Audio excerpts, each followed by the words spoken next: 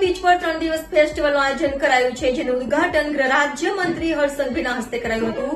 તો આ વર્ષે લાખોની સંખ્યામાં પ્રવાસીઓ બીચ ફેસ્ટિવલની મુલાકાત લેશે તેવી આશા વ્યક્ત કરાઈ રહી છે.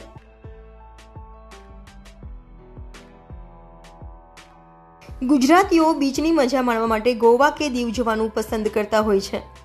જો કે હવે બીચની મજા માણવા માટે ગુજરાતમાં જ એક નવું સ્પોટ આકાર પામ્યું છે.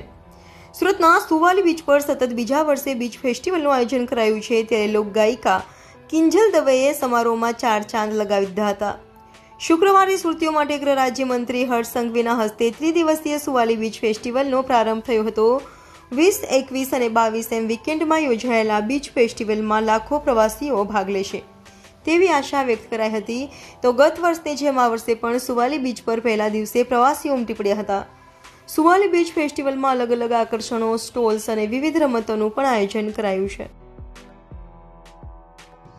2024ના આજે શુભારંભ પ્રસંગે આપની સૌની વચ્ચે ઉપસ્થિત આ વિસ્તારના, સુરતના, રાજ્ય સરકારના સૌ મહાનુભાવો, સુવાલી બીચ ફેસ્ટિવલમાં પધારેલા સુરત શહેર, જિલ્લા અને દક્ષિણ ગુજરાતના સૌ નાગરિકોનું હું અહીં ખૂબ ખૂબ સ્વાગત કરું છું.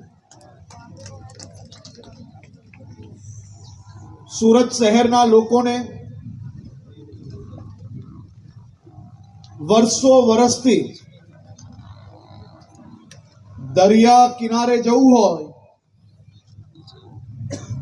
તો આપણે દૂર દૂરથી ડુમ્મસ સિવાય કોઈ દરિયા કિનારા સુધી પહોંચવાની વ્યવસ્થાઓમાં ક્યાંક ને ક્યાંક તકલીફો અને અનેક અગવડતાઓ આપણે સૌ લોકોએ ભોગવી છે. આટલો અદ્ભુત દરિયા કિનારો અને આ દરિયા કિનારાને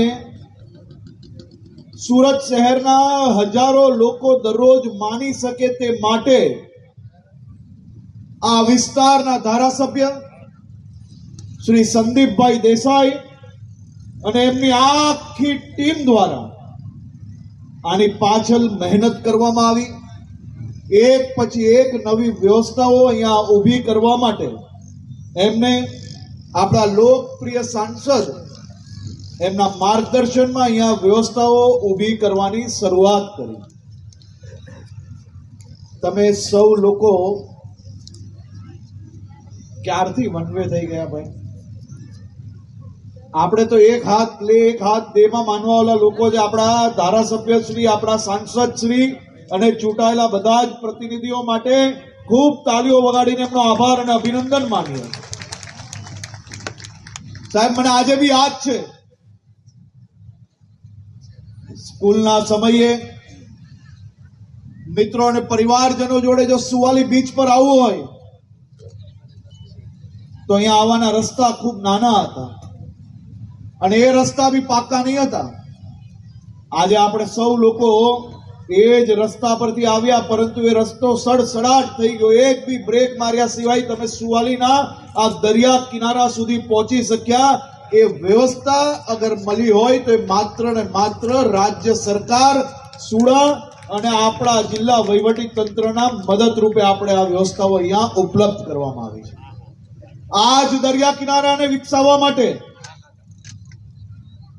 ધારાસભ્ય શ્રી અને એમની આખી ટીમ સુડા અને વહીવટી તંત્ર અને રાજ્ય સરકારની મદદથી સર્વપ્રથમ સુડા દ્વારા 20 કરોડથી વધારેની રકમ આ દરિયા કિનારાની અનેક વ્યવસ્થાઓ ઊભી કરવા માટે ખર્ચવામાં આવવાના છે.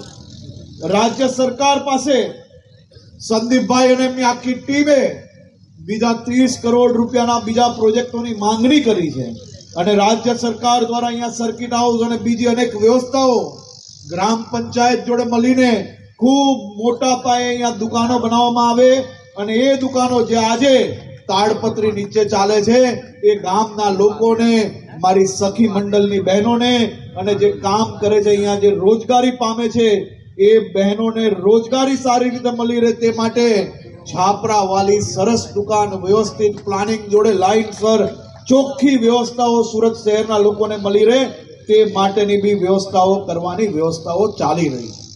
આટલી બધી વ્યવસ્થાઓ જ્યારે અહીંયા તૈયાર થઈ જશે ત્યારે સુરત શહેરના જેમ બધા લોકો પહેલા કહેતા હતા કે આપણી માટે વર્ષો પહેલા તમે બધા જ લોકોએ સાંભળ્યું હશે કે આપણી પાસે તો ભાઈ સોગંદ ખાવા માટે ધુમ્મસ સિવાય બીજું કંઈ નથી. હવે આપણી પાસે સોગંદ ખાવા માટે સુરત શહેરની ચારેય દિશાઓમાં નવી નવી વ્યવસ્થાઓ ઊભી કરવામાં આવી છે. એની જોડે જોડે સુવાલીની જે વિકાસના કામો ચાલે છે એ કામો પૂર્ણ થતાની સાથે જ આપણી સૌ માટે નવી વ્યવસ્થાઓ અહીંયા આપણે લોકોને ઉપલબ્ધ થવાની છે. હું મુકેશભાઈ પટેલ